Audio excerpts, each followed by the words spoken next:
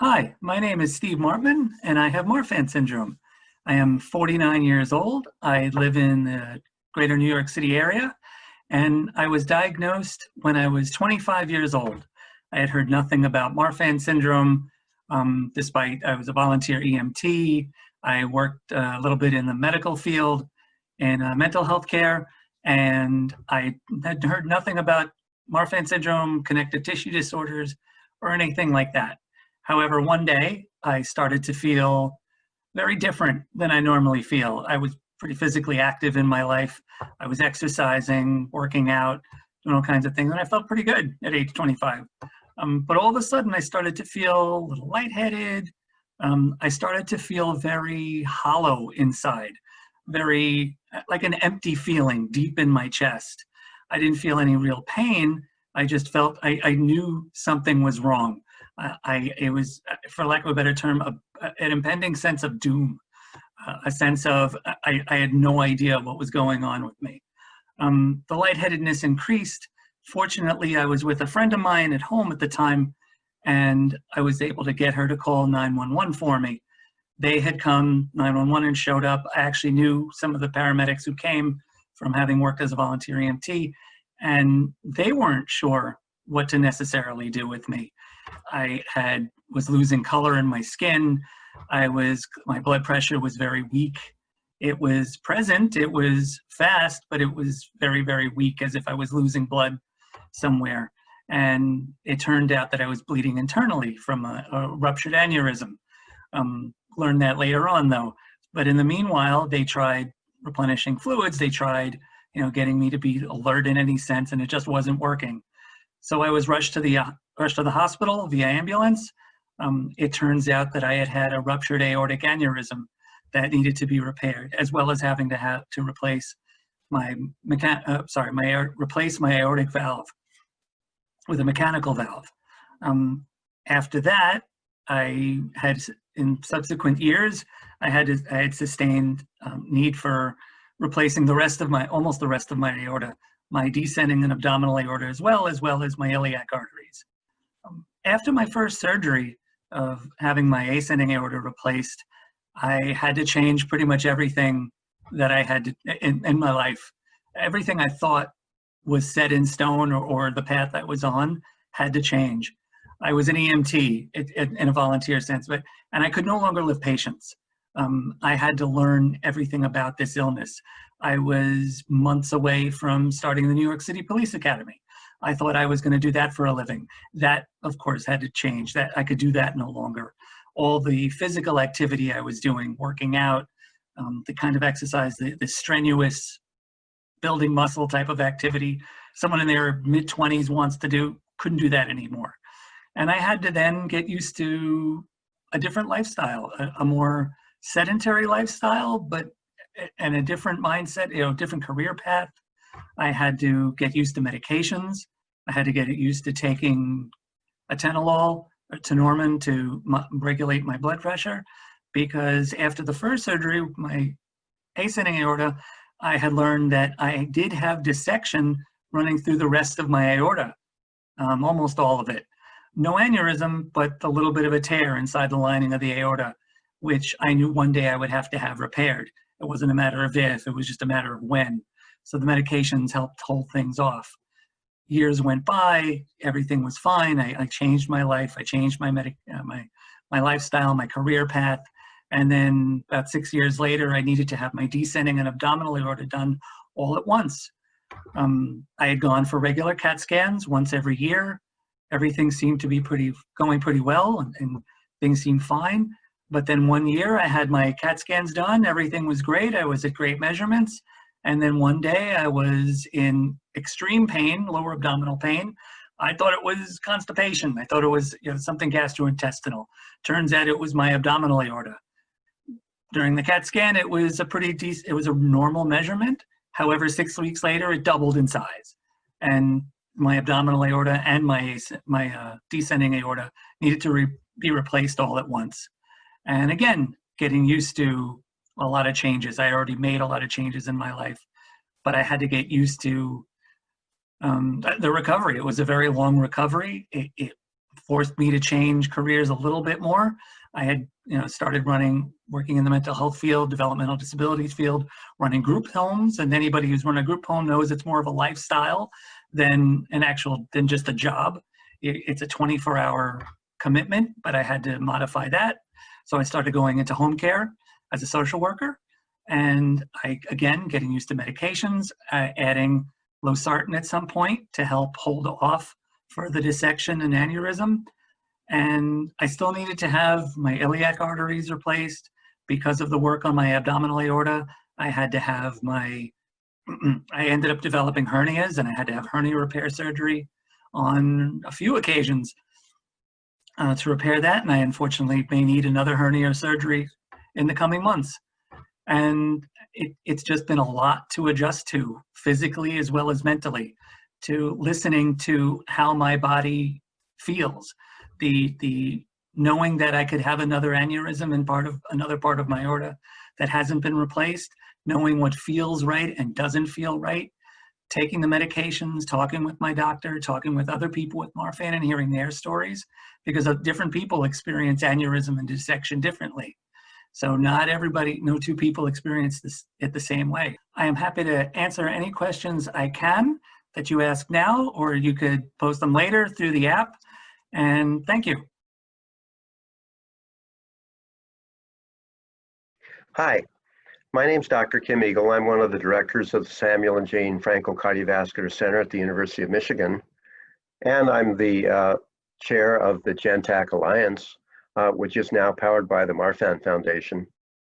I'm delighted to be presenting to you today as part of the E3 Summit on the ABCs of acute aortic dissection. I'll be talking mainly about how patients present and are medically managed, and Dr. Kaiser then will be talking more directly about the options for surgery and other interventional techniques. This slide gives you a sense for how physicians think about a patient with an acute aortic syndrome. On the left side, you see a box called predisposing conditions, which are used by doctors to think about whether a patient might be at higher risk. This would, of course, include a history of Marfan syndrome or other genetic aortic conditions. Obviously, at the top of the slide, the clinical presentation is very important in helping us think about this problem. As you go around in a clockwise fashion, physical findings are often very useful, and we'll talk about some of those. The electrocardiogram is an important part of the evaluation, laboratory tests, and imaging, typically with CAT scanning or echocardiograms or both. And all of these various facets are used by doctors to think about whether the diagnosis of an acute aortic syndrome might be likely. All of the patients get aggressive medical therapy, particularly to control their blood pressure and their heart rate. And some of them need an intervention early on, particularly those who have involvement of the ascending aorta just outside of the heart. And of course, long-term treatment of patients and appropriate surveillance of the aorta is critical for their long-term management. Let's go to the next slide. The way we characterize aortic dissection is shown here. This is one of the types of classification which I tend to use, and it's based on Stanford criteria. On the left side, the box suggests that if the ascending part of the aorta just outside of the heart is involved, we call that a Stanford type A dissection. And on the right side, that box identifies a patient where the dissection started beyond the curvature of the aortic arch, and we call that a type B. And these are very important distinctions because if the aorta is involved just above the heart, Stanford type A, we generally think of that patient as having a surgical emergency. Another important part of aortic dissection management is how long have the symptoms been present. And previously we used the term 14 days as identifying a patient with an acute aortic dissection, but nowadays we're far more sophisticated with thinking about time. Let's go to the next slide. If you go to the top graph here, this shows you patients who have an acute aortic dissection involving the ascending aorta. That's a Stanford type A aortic dissection. And what you see in the upper curve is if the patient is successful in getting an operation, their survival out at 60 days is above 80%. If for some reason they're either denied surgery or they don't elect to have surgery or they have complications that make surgery unavailable, in other words, they're medically managed, you see that the mortality at 60 days is more than 50%. This early time period, if you look at the top graph on the left, the early time period is really important and identifies those first few hours that are so critical. The first 24 hours of an acute dissection are really, really important. And during that period of time, we need to get the patient to surgery as soon as possible. Failure to do so allows a 5% per hour. Then you see on the graph the next 7 days, from the end of day 1 to day 7, we see further mortality if patients are not offered surgery. So this is a really important time frame, this first 24 hours and then the next 6 days. And then from day 8 to day 30, we also see additional mortality. In general, with type A dissection, that is involving the ascending aorta, we want to operate as soon as we can because this allows the patient the best chance of survival. So if you look at the slide bottom right, the IRAD classification for acute dissection basically is this. Hyperacute period is that first 24 hours. Acute is from day 2 to 7. Subacute is day 8 to day 30. And after 30 days, we call those chronic dissections. And physicians use this very much, particularly early in the course of a patient's illness, to offer surgery for patients with type A dissection. Let's go to the next slide. If you think about the type of patient who has aortic dissection, this slide illustrates, I think, important factors, and it's a complicated slide, but I do want to make a couple of comments. First of all, this slide is divided into 3 different time periods from 1995 all the way up until 2018. And this is from the registry IRAD, which is an international study of acute aortic dissection that we've been running for 25 years. And you see on the second line that the average age of patients with the dissection is about 62. But ironically, of course, patients who have genetic aortopathy like Marfan syndrome or familial aortopathy, they tend to have a dissection at a younger age, whereas patients who have dissection more related to high blood pressure, for example, alone would be later. Dissections occur 2/3 of the time in men. And aortic dissection involving that ascending aorta, type A dissection, is present in 2/3. If you look under the column hypertension, about 80% of patients who have an aortic dissection have a history of hypertension. Patients who have a strange valve condition, bicuspid aortic valve, they represent about 3% of patients with dissection. Marfan syndrome is representative of about 4% of dissections around the world. And familial aortic disease, which is a genetic type of aortic dissection, is present in about 10%. You see that smoking is present in about 1/3. Unfortunately, cocaine abuse, particularly in smoking patients who have high blood pressure, is responsible for several percent of patients with acute aortic dissection. Next slide.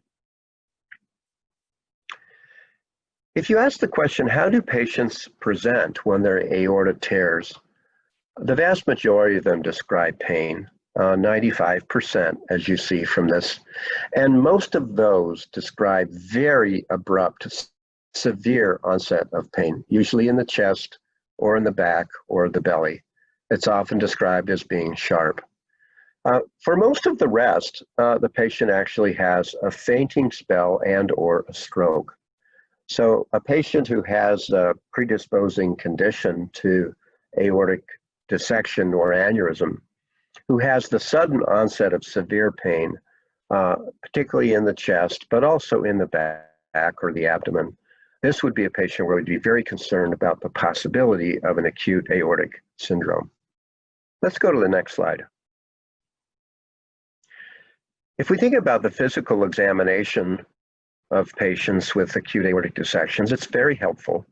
All comers, about 40% of patients have high blood pressure when they have an aortic dissection, particularly if the dissection is in the descending aorta. That's the type B. Occasionally, particularly if the dissection has caused either bleeding or a bit of blood around the heart, that can cause a low blood pressure. And that's present in about 15% of patients who have a type A dissection. When the ascending aorta tears, not infrequently, the tear in the aorta leads to blood in the lining of the aorta, and that can push on the aortic valve. That's the last valve of the heart. And this can lead to a murmur of aortic valve insufficiency. And as you see from this slide, it's present in about a third of patients who have a type A aortic dissection. Sometimes when the aorta tears, there are abnormalities of the pulses. The way the aorta tears, it can affect blood flow to the carotid artery in the neck, or the blood flow of the artery to the right arm or the left leg, right leg. That's called a pulse deficit, where we don't feel a normal pulse in that area. And that can be seen in patients who have aortic dissection. And it's present in about a third of patients who have a type A dissection. I mentioned before that a stroke can be a sign of aortic dissection, and in type A dissection, it's present in about 9% of individuals. Let's go to the next slide. If you ask the question, well, how do you put all of this together? This is sort of how clinicians think about evaluating a patient who might have an aortic dissection. It's complicated, but let me go through it. On top of the slide on the left, you see the things that are known to be high risk. These are high-risk conditions where we know the patient would be at higher than normal risk for an acute aortic tear. And that includes Marfan syndrome, a family history of aortic disease, known aortic valve disease, particularly bicuspid valve. If the patient has had their aorta manipulated recently, that might be with a catheter or with an operation, or if they have a known aneurysm. The center box at the top describes high-risk pain features that we just talked about. And that would be chest, back, or abdominal pain that's described as abrupt in onset, severe in intensity, and or ripping or tearing. And then to the right on top, you see high-risk exam features. And we just talked about those too. Patients who have a pulse deficit, or their blood pressure is funky in one arm compared to the other, or if they have evidence of a stroke, or we mentioned that the valve, the aortic valve, might be leaking, or certainly if they have a low blood pressure, this would be something that would make us think about this. And I think this slide illustrates the fact that the lion's share of patients with aortic dissection have at least one of these various features. In fact, 96% will have at least one of them, and most patients will have two or sometimes three. The chest X-ray I show here also can be useful because if the aortic shadow is enlarged, that also can suggest that the aorta has torn. Next slide. The chest X-ray is an important tool because about 70% of the time we see evidence that the aorta is widened, and you see that here, wide mediastinum or aorta. Also, sometimes there is leaking of fluid and or blood into the lining of the lung. That's called a pleural effusion, and we see that in a minority of patients, about 15%. The electrocardiogram is typically used to try to diagnose acute heart attacks. And in aortic dissection, the EKG is normal in about a third. But in the rest, it can show abnormalities, some of which can confuse the doctors with the diagnosis, because occasionally the dissection can affect blood flow to the coronary arteries, actually causing a myocardial infarction. That's called an MI. That's seen in about 8%. But other changes can be seen on the EKG, and this is a very confusing aspect of care for patients with aortic dissection because acute heart attacks are 100 times more common than aortic dissections are. So if you have a patient with chest pain and an EKG that's abnormal, the tendency is for the care team to be thinking about a heart attack and not necessarily an aortic catastrophe like an aortic dissection. Next slide, please. If you ask the question, what tools can we use to diagnose an aortic dissection, this shows you the types of tests that we use. You're probably familiar with the CT scan that's shown along with MRI, both in the middle. And those two techniques are highly accurate for diagnosing an aortic dissection. We think it's about 98%. TEE stands for transesophageal echocardiogram, and that's where we put a probe down the throat and actually look at the aorta through a scope that's in the esophagus right next to the aorta.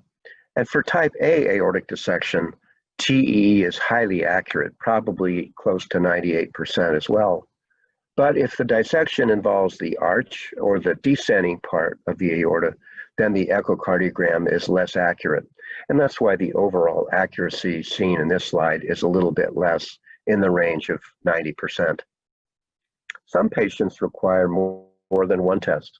They'll have, say, an echocardiogram that raises a suspicion, and then the doctor or nurse team will order an MRI or a CT to get a definitive answer. Let's go to the next slide. This slide just gives you the sense for how physicians think about the management of an acute aortic dissection. At the top, suspected dissection leads to the history exam and things that we talked about. If the ascending aorta is involved, that's called a type A dissection, and that patient we want to take emergently to the operating room.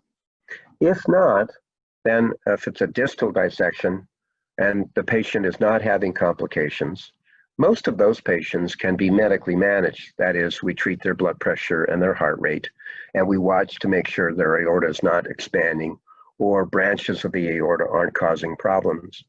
Some of the type B aortic dissections are complicated. There is evidence of blood flow disruption to the intestines or to a leg or an arm. And many of those patients require an intervention. Sometimes we can do that with a catheter-based stent called a TEVAR. Dr. Kaiser will talk about that. And some of those patients need open repair. All of the patients with an aortic dissection need long-term medical treatment and surveillance where we watch their aorta for evidence of expansion. Next slide. The medical management of patients with aortic dissection begins with beta blockers. These are medications that slow the heart rate and lower the blood pressure and presumably reduce the force of the blood flow jet into the aorta. We think this reduces the likelihood that the aorta will be stressed and would expand. Then the other thing we want is additional medicines to manage the blood pressure. And there are several types that we use. And our target is a heart rate in the 50s or 60s and a very low systolic blood pressure, the upper blood pressure number we like to have in that region of 110 to 125. These patients may be at risk for having their blood pressure cause trouble. So if they do heavy lifting or straining, that can cause stress on an aorta that's torn, and we try to get them to avoid that. And then we watch these aortas very carefully, looking for evidence of growth. And we can do that several ways, including a CAT scan or MRI. And we also sometimes will image the abdominal aorta too, looking for evidence of trouble. And we do this serial. Typically, after a patient's had a dissection, we'll do it 3 times in the first 6 months, and then after that, every 6 to 12 months, depending on the situation. Next slide. This is a really important slide, and it gets at the point that while we've come a long way in managing the medical and surgical aspects of the acute aortic dissection, this is a terrible thing to have, and patients who experience an acute aortic dissection really have ongoing trouble in terms of their survivorship. 30 to 40% are disabled from work. A survey we did showed that 70% were afraid to have sexual relations because they thought their aorta might expand. A third are depressed, a lot have anxiety, and 70% really feel like we've failed them in terms of getting recommendations for lifestyle. So this is an active area that the Marfan Foundation and the GenTAC Alliance and others are working on. We need to do a better job with our patients and families, helping them understand how to live fully and wonderfully with appropriate supervision and medical care after they've had an aortic dissection. Next slide. There are a lot of resources out there to you in terms of understanding aortic diseases and the types of things that are important for you and your family. This is the GENTAC Alliance website, which is now a division of the Marfan Foundation. I'm so excited to join the Marfan Foundation. And the next slide, this just illustrates the many, many centers that have contributed to the data that I've shown you today. For 25 years, investigators around the world have been working to study aortic dissection. I've had the great pleasure to lead that group, and we now have over 50 centers, 59 in fact, all over the world, and we're continuing to study this disease and what causes it and how best to treat it. And our team is delighted to have a chance to present some of our data to you this year as part of the E3 Summit. I want to thank you so much for the chance to present, and I look forward to taking questions with Dr. Kaiser when we do the live Q&A as part of the E3 program. Next slide. There's no disease more conducive to clinical humility than aneurysm of the aorta. Aortic dissection is a very complicated matter. I've tried to present in at least a reasonable way some of the ways that doctors think about this particular problem. I hope that aspects of this have been important to you and useful, and I look forward to answering your questions as the E3 Summit goes along. Thank you for listening.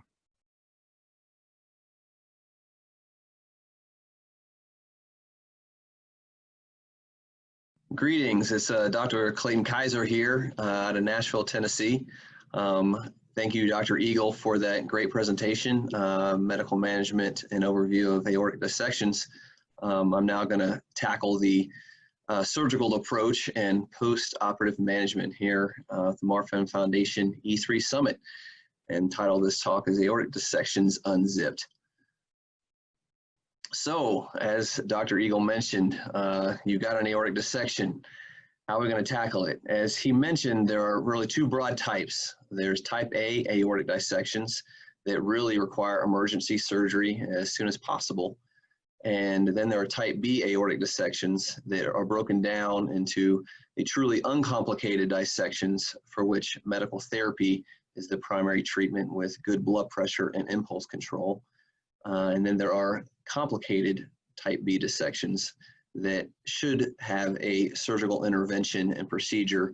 And there are a couple of different options there, which we will get into in just a little bit. So first and foremost, type A dissections is standard open heart surgery.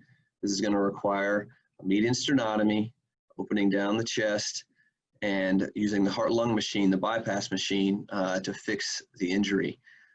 Here on the slide are really common surgical approaches to this disease, the most common of which here on the left is replacement of the ascending aorta and what we call a hemiarch procedure that replaces half of the aortic arch. This often requires circulatory arrest, and this excludes the majority of the dissection from the ascending aorta. This is a good option for patients that have a competent aortic valve and do not have an enlarged aortic root. Similar to that can be replacing the aortic valve if there's any issue with the valve function as well as the ascending aorta. These are very common operations for aortic dissections. Now, on the right side of the screen are aortic root replacements. And this is really the go-to operation for patients that have connective tissue disorders. And part of the reason for that is you don't want to leave these patients with native aortic root tissue behind. That's the part of the aorta that involves the aortic valve and the coronary arteries. So these two operations are really the best choice for these often younger patients with connective tissue disorders. This includes replacing the aortic root, and on the left of these two is a aortic root replacement, or a Bentall, you will hear called, where the valve is replaced with the synthetic valve and the coronary arteries are reimplanted at the same time. To the right of that is what's called a valve-sparing aortic root replacement, where the native valve is left intact if it's functioning well, and the ascending aorta and root is replaced. These can both be done in conjunction with a hemiarch replacement, which is often done for these younger patients with aortic dissections. So this is what to keep in mind, and these can be done with great results at high-end centers with high volume. In addition to that, some complicated dissections, type A dissections, can require total arch replacements and even what we call a floating elephant trunk, where the graft synthetic material is left hanging down into the mid-descending aorta. This material will be used at a staged procedure should the patient need work done on the descending aorta, and that can be done either through an open operation or through an endovascular operation called the TEVAR, and we will talk more about that in just a couple slides. So that's really the surgical management for type A dissections. Moving on to type B aortic dissections. For those patients that have a complicated dissection and need an intervention, here are some of the reasons why. And for those patients that really should emergently go either to the OR or to the cath lab are those patients that have an aortic rupture, and that's usually having blood leaking out into the pleural space. We call that hemothorax.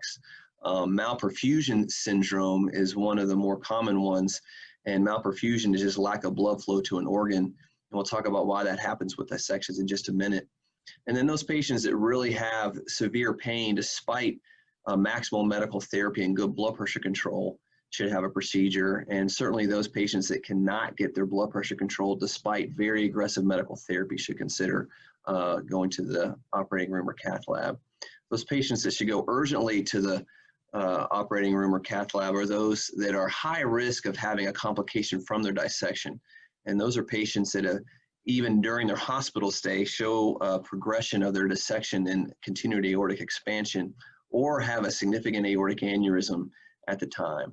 And there are also those patients that we don't think are really going to do a good job with their medical therapy for numerous reasons, and we will often perform an intervention to reduce complications moving forward. So end organ ischemia, also known as malperfusion, it's really one of the biggest causes of morbidity and complications from dissections. And this is caused by a couple of reasons. One is what we call true lumen compression or dynamic obstruction that you can see is in an example of here. This false lumen here is the part of the dissection where you don't want any blood, and pressurization of this false lumen compresses the true lumen where the blood normally flows, and this reduces outflow to the side branches of the aorta, reducing blood flow to those organs, kidneys, liver, etc.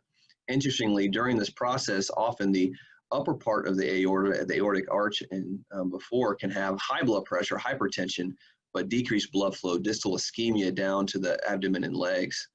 This can then often progress to what we call static obstruction, where the dissection flap actually moves out into the side branch of the aorta, and you can get thrombosis in this false lumen, which is a very difficult problem to fix. We call that static obstruction. Here's a schematic showing the progression from initially dynamic obstruction, where this same flow in the false lumen pressurizes and pushes against the true lumen, reducing blood flow to the side branch of the aorta. This dissection flap can extend out into the side branch and eventually lead to thrombosis here of that side branch artery, which is the definition for static obstruction. So now blood flow is completely cut off, and it takes a lot of work to open that back up. So how do we fix that when that happens for a type B dissection? Really, the first line therapy for those with end organ ischemia is a TEVAR, thoracic endovascular aortic repair. This is first line therapy for these complicated type B dissections. For those patients that do have connective tissue disorders, it should be viewed as a bridge therapy to an open operation. And really, those patients should be stabilized, though, with this stent graft to reduce the ischemia and the malperfusion. And then once they've been stabilized, can move on to an open permanent operation. What this TEVAR does, the goal is to reestablish blood flow to the ischemic organs. And the way it works is the stent graft covers the primary intimal tear. That's the main injury to the aorta. I have some pictures of that coming up. But what that does is it redirects blood flow from the false lumen, the bad site, to the true lumen where you want the blood. And this will return flow to the organs that are ischemic and reduce that malperfusion. At the same time, this can exclude any aneurysmal or large portion of the aorta, but this is not really the goal during an emergency TEVAR. If this therapy is not successful of covering the primary intimal tear, it does not restore flow, to the end organs that are being perfused, then an additional therapy will be needed. This can come by the way of a fenestration of the intimal flap, which can be done with balloons and or a wire fenestration in the cath lab. And if this is not feasible, then an actual open surgical extra anatomic bypass will have to be done, where the organs that are ischemic are connected directly to the aorta with open surgery. So the way a TEVAR works for a type B dissection, here on the left side you can see this is the primary intimal tear that occurs for the injury of the aorta, and blood flows from the true lumen into this false lumen. This false lumen becomes pressurized and continues to progressively compress this true lumen, reducing blood flow to the end organs. What the stent graft does, this TEVAR does, is it has a proximal seal zone in the mid-arch of the aorta, and it covers up the tear site in the aorta, thereby reducing flow to the false lumen, and you get what's called false lumen thrombosis, which is a good thing, and more flow down the true lumen with true lumen expansion. And this can lead to better end organ perfusion and reduction of that dynamic obstruction that we talked about just a couple slides ago.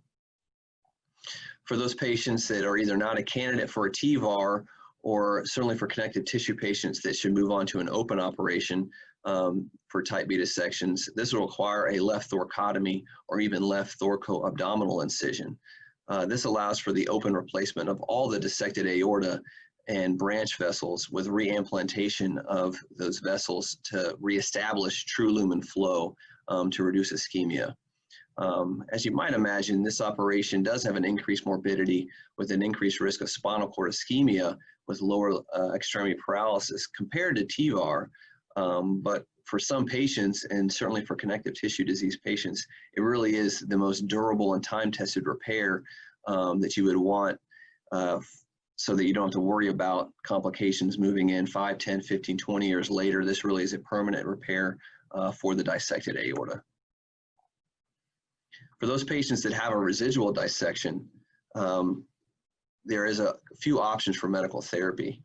The vast majority of dissections, however, after both type A and type B dissections, will have some form of a residual chronic dissection somewhere within the aorta. After type A dissections, the vast majority, 80% or so of these, will turn into chronic descending dissections and will be stabilized with optimal medical therapy and good blood pressure control. In these patients, if there's no end organ ischemia and no aneurysmal dilatation, then no further intervention is needed. Of course, lifelong surveillance will be necessary, but the majority of these patients will not need an additional procedure later. For those patients that have type B dissections, they will also require lifelong surveillance as well. And those patients that do develop aneurysmal formation will require an additional intervention, which can be done either via an open operation or via a TEVAR, depending on the specific anatomy. For those patients that are being followed with chronic dissections, reasons that they may need an additional procedure are usually a new aneurysmal formation or progression of a current aneurysm.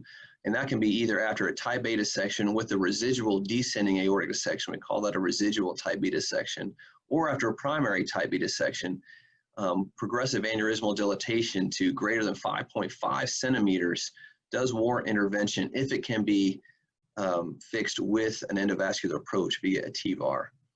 For those patients that are not a good TEVAR candidate, either due to comorbidities or to the anatomy of the aorta, those patients that have an aneurysm greater than 6 centimeters should consider an operation. And patients that do have a connective tissue disorder, Marfan syndrome, Ehlers-Danlos, loeys-dietz, they should consider an open surgery at smaller sizes of their aorta for a long-term fix. The way this can be done is another schematic here that shows a completed repair, where after a type A dissection, the ascending aorta can be replaced, as well as the arch and the descending aorta with side branch grafts plugged in for the additional arteries all the way to the abdomen and to the legs. And this is an example of a completed repair of really the majority of any dissected aorta for a lifelong fix. That's the presentation this evening. Thank you for your time. And if there are any questions, please feel free to send an email to teamaorta@ascension.org. Looking forward to questions from you guys. Well, thank you very much, Dr. Kaiser. You are the man of the hour. stepping in like that and dealing with our technical difficulties, but you were perfect live. So I'd like to ask you to stop sharing your screen and you can go back on video. We've got tons of questions for you all. We're going to let you get a glass of water or something, and we'll have Dr. Eagle answer the first question since he's been resting over here. Perfect. So, okay, we're going to start with the most popular question here. Once dissections fully heal, are the arteries as strong as they were pre-dissection, or do they remain weaker at the site of dissection forever? That's a very good question. Are you able to hear me fine? Yes, perfect. Okay. What we tend to believe is that a person has suffered an aortic dissection. We need to be careful that the entire aorta may be at least in some way affected, and we consider it to be a disease for life. Obviously, if you replace the center of the aorta with a Dacron graft, that's a very durable substance, and typically is going to be, it usually is going to be a lifelong solution, although sometimes complications can occur at the margins.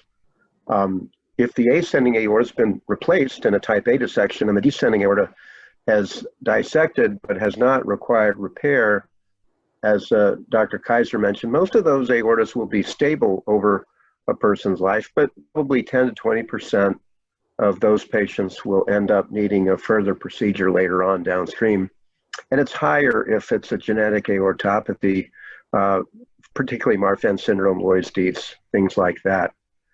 So, you know, when we get a patient through an acute dissection, it's a huge accomplishment for the patient and family and for the team. But then we need to basically move into a state where we think, you know, this is a problem that we're going to have to work together on for life. Thankfully, we have a lot of knowledge. We have excellent medicines to control heart rate and blood pressure. We have wonderful imaging systems that allow us to find problems before they hurt people. But aortic disease is a disease for life. Yeah, I think Steve's story exemplified that. He started out with a dissection, Steve, and you just went through everything that you've been through. Probably not everything, but you're looking good here now. So that speaks to that. Yeah, Steve, Steve, you're a couple of an intelligent person, very outstanding team, can approach a series of problems one by one. And looking at you, no one would know that you've been through the kind of challenges that you have. And I really admire you. Thanks. Meanwhile, while you were going through your presentations, I was playing aortic dissection repair bingo, picking out all the things I've had done or may have done. Wow. And you won the prize. Yeah. Bingo. You checked them off. I bet you checked them off. So just one last piece, Kim, because this sort of is related to what you just answered. Somebody said their cardiologist suggests that most redissection events happen within 5 to 10 years of the original. Do you agree, or are there studies about that, or has anything changed? I think the challenge with that question is that it doesn't consider type of patient, right? So Steve has Marfan syndrome, and we in a genetic aortopathy where the proximal aorta gets repaired, but we know that the distal aorta has the same type of connective tissue abnormalities. That type of patient may well progress and need further repair in the short term. On the other hand, if it's an elderly patient where the risk factor is primarily hypertension, many of those patients we take care of the aorta, and there's no problem ever again as long as we're careful with imaging and blood pressure and heart rate control. So it's hard to generalize when we're dealing with really different types of patients and different types of sort of time frames with the type of illness they have. Great, thank you. There's another question about, and I'll give this one to Dr. Kaiser. Somebody was asking about their energy level, mental and physical, after dissection. Is that a result of the dissection or a result of the medications that are required, or a combination of both? Yeah, certainly a combination. In recovery, depending on which operation you had, is a long one. And Steve actually could probably talk very personally, obviously, about this.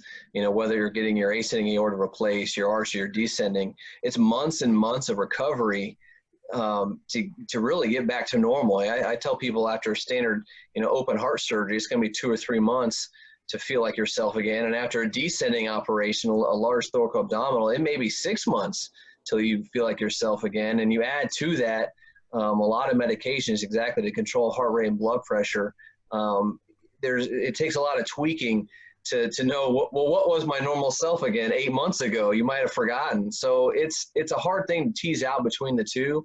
I do think that the often high level of blood pressure control needed for a lot of patients, especially when they've come in, if they've come in undiagnosed as a hypertensive and then they go home on like 4 or 5 new medications, that is a lifestyle adjustment in and of itself, just being able to keep up with your medication list.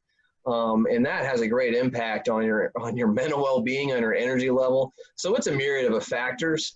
But I do think that the toll of surgery itself takes such a long time to recover from. It takes a little bit to remember what it was like beforehand. And I would love to hear actually Steve's opinion on how he feels his energy level is now compared to before, everything started, before your first surgery. It's funny to think about it, because there are 2 things to keep in mind as far as I'm concerned after having been diagnosed so long ago and having known so many people who've had aortic procedures. One is every patient is different. The other is every procedure is different. So the recovery is a very personal process. So for example, the first surgery I had, where it was an emergency aortic rupture of the ascending aorta, where I had to have my ascending aorta grafted, my aortic valve replaced with the mechanical valve. And I'll say they were not polite about getting inside my chest. It was all but an axe throwing contest to get in there, to get to it. Yet my recovery, 12 weeks, I was back to work. 12 weeks I was up. Was I 100% as I was before? No, but I was okay. I was managing. I was ambulatory. I was driving. I was getting around again. However, after having 6 years later, I had my descending and abdominal done all at the same time with the thoraco-abdominal procedure, or as I call it, the spiral cut ham procedure. That put me out of commission for about 1.5 years. It was devastating. I was on OxyContin. I was on so many pain meds. It was devastating to recover from. But I know people who've had the same procedure planned that were bounced back also 3, 4, 5 months, even 6 months, 6 months tops. And it was my personal experience with it. So I always preface it or do an epilogue of my experience isn't going to be everybody else's, and theirs isn't going to be mine. But as far as my energy level now compared to before, I take atenolol, I take losartan. That kind of sets it back. I've changed my lifestyle, of course, over the last half of my life. So it's a bit more sedentary. I try to be somewhat active, but it's not what I was doing with all sorts of isometric activity and running and a lot of plate lifting and things like that. Thank you so much, Steve. Let's get to some more questions here. Thank you. Okay, that was great. It was real. I love the interaction, because we get the medical side, and then you're telling us exactly, and we see you sitting here. You look amazing. So, and something else, Clay, let me ask you this. You're talking about life after the surgery. What about memory loss? Is that typical with dissection? Well, heart surgery, there's a lot of studies on this, and that particular question, especially if we're talking about aortic dissections, depends on how you come in and how you present, and as we call it, what kind of extremis you're in. How sick are you? There are patients that come in very stable with dissections. That is the exception. That's probably the minority. Most patients come in very sick, and that could be from low blood pressure to even being unconscious. So there's a very high degree of variability to how those patients present, and that's probably the biggest predictor of how they're going to behave afterwards. So everyone that undergoes heart surgery, there is probably some change, once again, that to your physical and mental capabilities, certainly I tell people 3 to 6 months. I think for those patients that come in relatively healthy and get a successful operation, return back to their baseline. But it can be many months before they get there. But I think the real, storyline here is that life is really never the same after you've had a dissection in any front, and that's physical, mental, emotional medications that you take, everything else. It really is a dramatic change to your life. So, but Clay, I have a question that, sorry, this is my question, everybody, but I'm thinking about everybody with Marfan and these connective tissue conditions, and they're younger than the typical, heart patients. So is there any difference because the patients might be younger? Oh, absolutely. No, I think the younger patients and the patients that I've personally, worked with and worked on and even operated on that are younger in their 40s and 50s actually tend to bounce back from surgery a lot better than, patients that are 20 years older. There's no doubt that youth is very helpful in that regard. But it just comparing that patient to themselves still to a year before and a year after, it's just a dramatic event. Right. Kim, I'm going to ask you a couple questions about imaging here. There's two in this area that just popped up to the top of this list here. Somebody says they have a yearly CT scan to monitor their aneurysm. The cardiologist suggests replacing the CT scan with an MRI scan every 3 years to minimize radiation. The thoracic surgeon, however, recommended a non-contrast CT scan. Is it a preferred approach to minimize radiation exposure, or is this just a difference in opinion? And then, I'll do the other one afterwards. Let's just stick to that. Yeah, so it's a very good question, and both CT scanning and MRI tend to be outstanding in their ability to measure the aorta and follow and flow and size and so forth. For most patients, MRI is going to be associated with less radiation. And so I try pretty hard in my younger patients, particularly if they're still in childbearing age, to stay away from CT scanning and use MRI wherever I can. There are certain types of patients where MRI, the gadolinium that is used, is a problem. This is particularly true for diabetics who have some renal sample, but for most patients, MRI is excellent. And for younger patients, it is first strategy. It's ironic, of course, the comment about my surgeon said this and my cardiologist said that. We all kind of grow up with an imaging technique that perhaps was the best at our place when we were training, and we sort of hold on to that.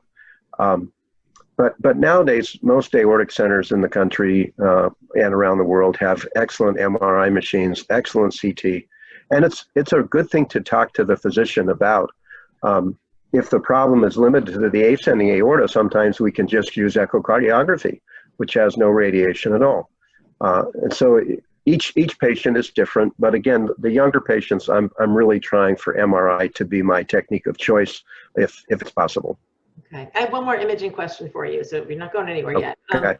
Somebody, they don't Not say going anywhere. They've had no, I'm not letting you go yet. There's so many questions. I think we'll stay a little longer here, and we had some glitchiness. So somebody writes that they have a family history of aortic dissection. Her mother, her aunt, grandmother, all passed from an aortic aneurysm. How often should this person be monitored to check the measurements of their aorta? That's a great question. The first thing to say is a patient with that family history should be seen by an aortic center that has both sophisticated imaging and the ability to do genetic testing. That type of a family history, there's probably about a 30% chance that this patient will have an identifiable genetic disorder that underlies the aortopathy. And that's important not only for following them, but also their first degree relatives. And so that we want to think about the entire family in a patient like that. The imaging technique and pace really depends on what is found. And they talked about the fact that we use aortic size to decide when we surgery. We also use aortic size to decide how often we should monitor. So if a person, say, has a non-hereditary aortopathy and their aorta is, say, 4 centimeters, 4 to 4.3 centimeters, and it's stable, that type of patient might get imaged every other year. If they get to a point where it's above, then my tendency is to image them yearly. So there are cut points for both imaging and surgery that are really well evidence-based that we tend to follow. But this patient with a family history like that should be seen by a very experienced aortic center and have genetic testing too. Okay. And so this is actually a little bit of a follow-up question to that one. Clay, you can take this. If somebody is starting to dissect, is it safe for them to fly? Like, can they fly? They do like a 5-hour flight to get to the surgeon or the experience center that they want to go to? You know, if they're feeling the signs, like what are the signs, and then can they get on a plane and go somewhere? So that really depends on the type of dissection we're talking about. If it's an acute dissection, it's 911. You got to get to a hospital and figure out what's going on. If you're talking about someone with a chronic dissection that knows they have a dissection, then that's really a conversation you have with your doctor that's following you with your dissection to know, is it, you know, what size is your aorta? How stable has it been? Have you already had surgery? There's a lot of particulars there to tease out that type of the answer. But for those patients that are waiting a diagnosis and are trying to get their first diagnosis or suspected for a dissection, that's really a 911. That may be a life light to a regional medical center to treat their dissection, but nothing like I'm going to book a flight, you know, on a commercial airline to go to a hospital if you're worried about a dissection. That's not really an appropriate way to think about that. Okay. I have a question now about type B dissections. I guess, Kim, you can take this one. What makes a type B dissection different, and how can it heal without needing surgery? Does it heal, or does it just like stabilize? I guess that's the question too. Good. It's a real question. When we talked about the type A dissection, we talked about the fact that aortic tear happens right above the aortic valve.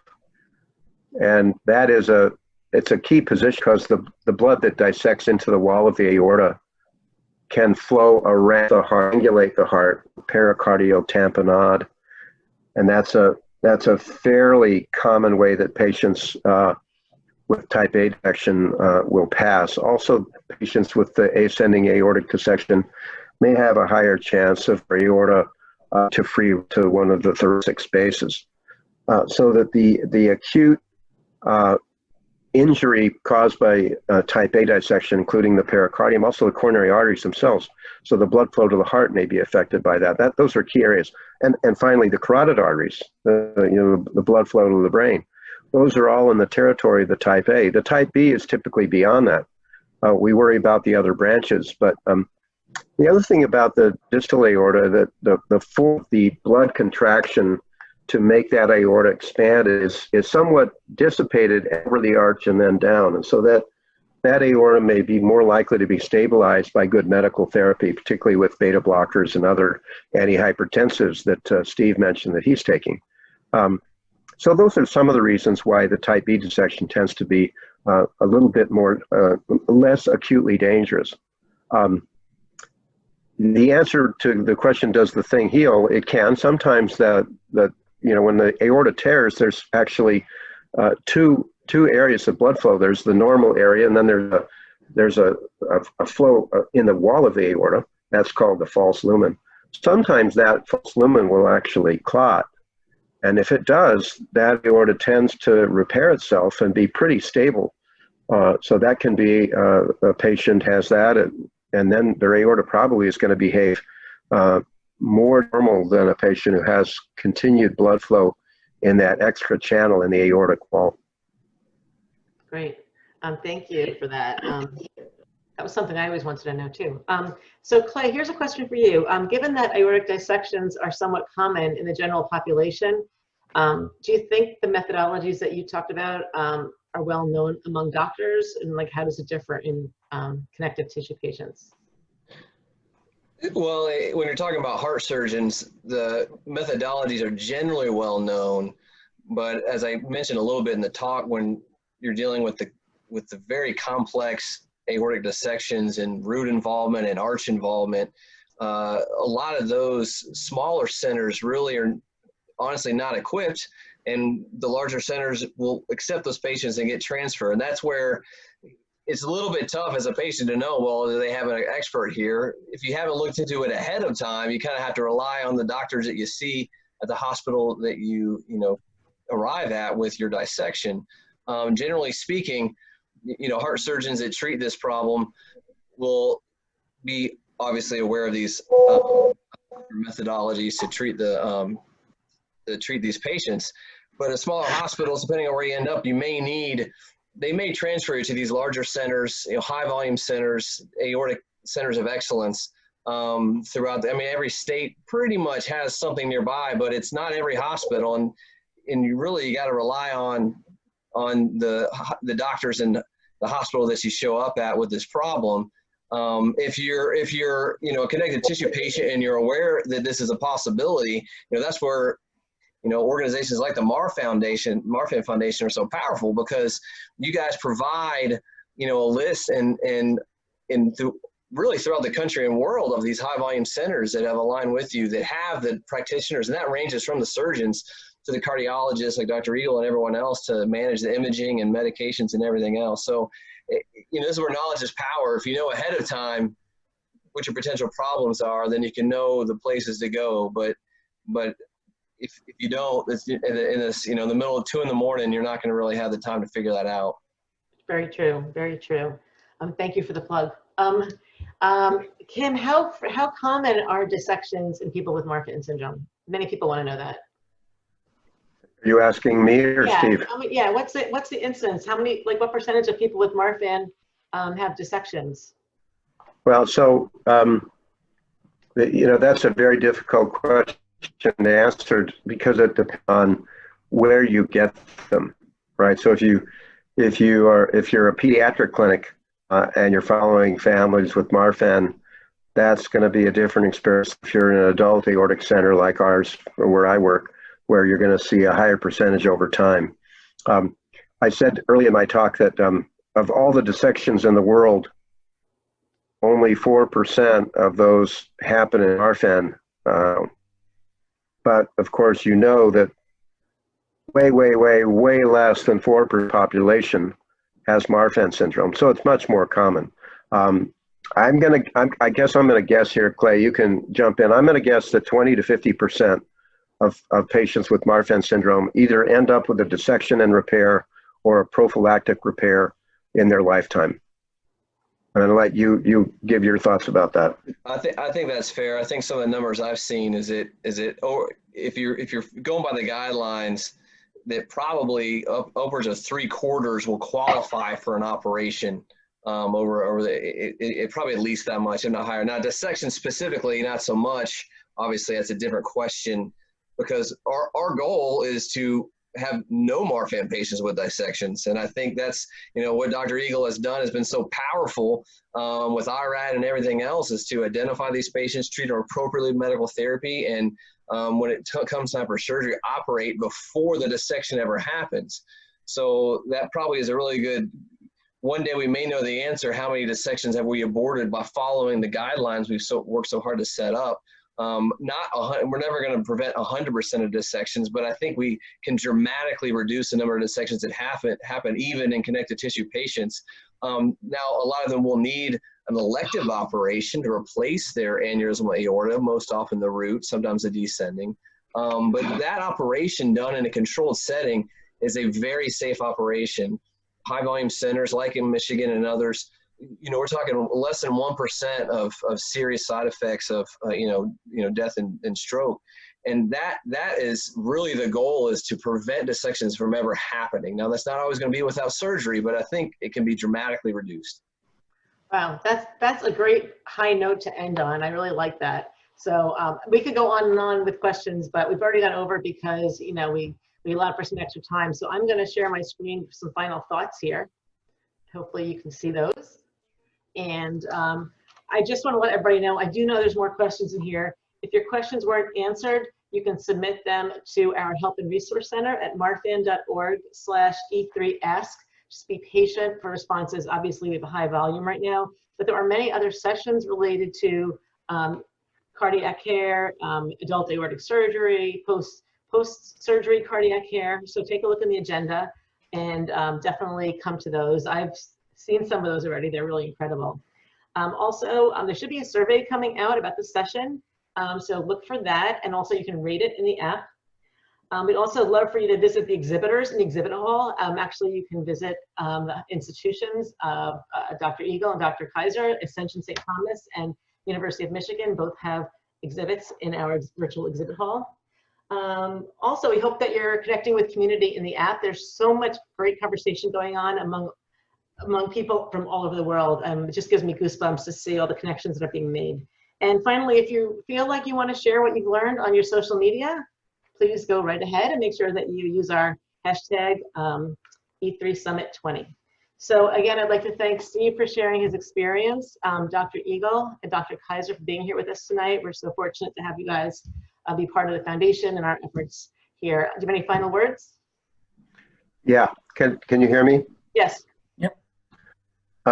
Something that Clay just said, and I think Steve's story really highlights that the ability to acquire new knowledge has had a profound impact on how patients fare with genetic aortic conditions over the last 40 to 50 years.